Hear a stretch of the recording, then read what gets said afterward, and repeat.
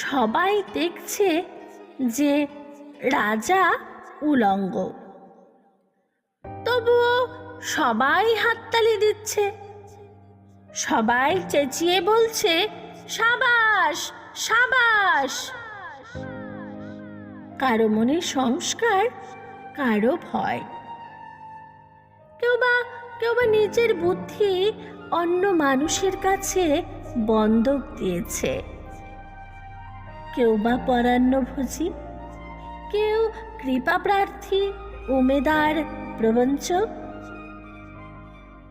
কেউ ভাবছে রাজবস্ত্র সত্যি অতীব সূক্ষ্ম, চোখে পড়ছে না যদিও, তবু আছে, অন্তত থাকাটা কিছু অসম্ভব নয়। গল্পটা সবাই জানে, কিন্তু সেই গল্পের ভিতরে শুধুই প্রশস্তি বাক্য উচ্চারক কিছু আপাদমস্তক ভীতু ফন্দিবাজ অথবা নির্বোধ স্তাবক ছিল না।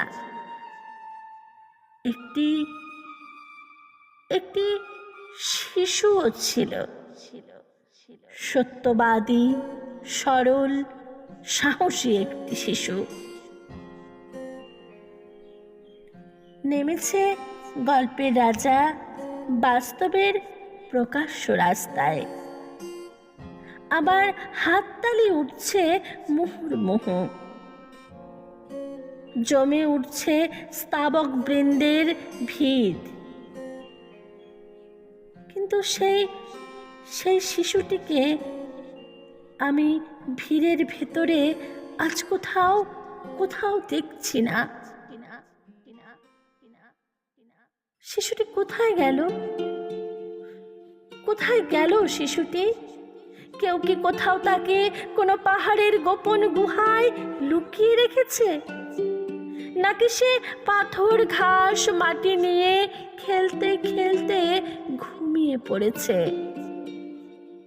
কোনো দূর নির্জন নদীর ধারে, কিংবা কোনো প্রান্তরের গাছের ছায়ায়? যাও, তাকে যেমন করেই হোক খুঁজে আনো।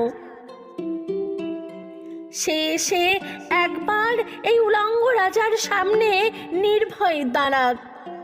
সে এসে একবার এই হাততালির ঊর্ধ্বে গলা তুলে জিজ্ঞাসা করুক, রাজা, তোর কাপড়